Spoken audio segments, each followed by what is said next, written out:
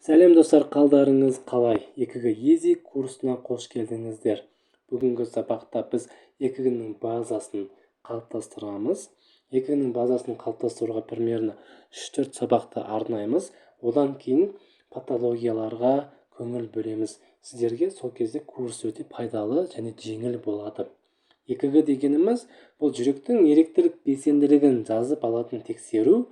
Бұл зерттеу жүректің жұмысы туралы маңызды ақпаратты береді. Білесіздер, екігі аппараты өте қолжетімді, арзан және тасымалдауға қолайлы инструменталды метод болып есептелінеді. Білесіздер, оны екігі көп түскенде шығарсыздар. Енді екігіні қалай түсіну керек? Екігіні түсіну үшін біз физиологияға ораламыз, жүректің өткізгіштік жүйесін қайталаймыз. Енді екігі ол осы именно жүректің өткізгіштік жүйесінің патологияларын анықтап береді. Жүректің өткізгіштік жүйесі дегеніміз жүректің ешқандай триггерсіз, ешқандай сырттан импульс алмай, импульсті өзі өндіріп, кардиомиоциттердің жиыруын жүректің өткізгіштік жүйесі деп атаймыз.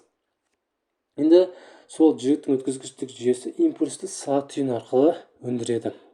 Сағат түйін негізгі басшы осы, негізгі бос. Екіншісі ава түйін, сосын гис шоғыры, Пуркини талшықтары, негізгі құрылымдар, бұның бәрі.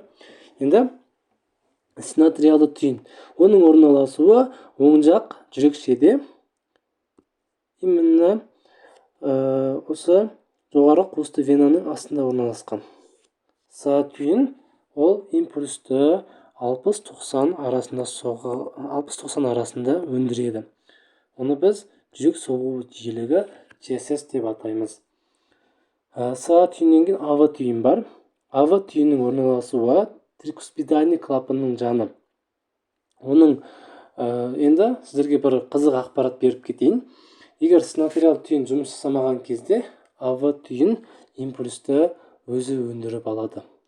Яғни басшылықты өзіне алады екен. Ол примерно 30-60 ЧСС деңгейінде импульсті өндіреді. Келесі гис шоғыры. Именно ава түйіннің астында орналасқан қарынша аралық пердеде. Егер ава түйін мен са түйін екеуі бірдей жұмысын тоқтатса, мысалы са блокада, ава блокада дегендей, осы кезде гис шоғырыда импульсті өндіреді примерно 20-30. Сосын Пуркини талшықтары бар. Мына жақта Пуркини талшықтары осы қарыншалардың кардиомиоциттердің ішіне кіріп кеткен негізгі жүйе, негізгі жаңағы талшықтар.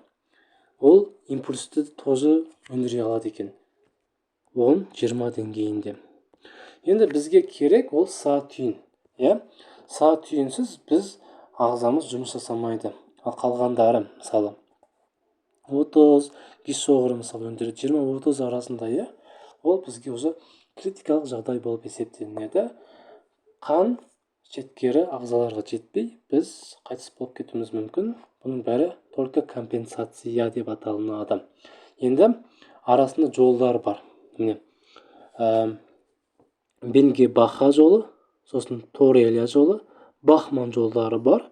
Бұл жолдар осы синатриалды түйін импульсті өндіреді ғой, сосын ол именно ава түйінге жеткізіп тастайды. Қалғаны ары қарай кезекпен кезек импульс Пуркини талшықтарына дейін барады екен. Енді са түйінінде мынандай жасушалар бар, достар, қараймыз. Са түйін өзі екі қабаттан тұрады, ортасы және сырты. Пейсмейкер жасушалар деп аталынады мынау.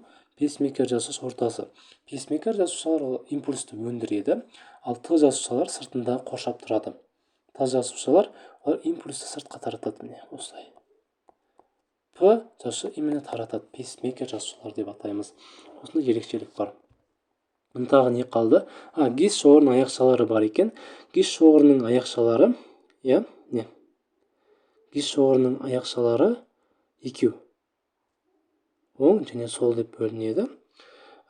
Именно оң жақ қарыншаға және сол жақ қарыншаға кетеді. Сол жақ қарыншада екеу, достар, шатаспаймыз.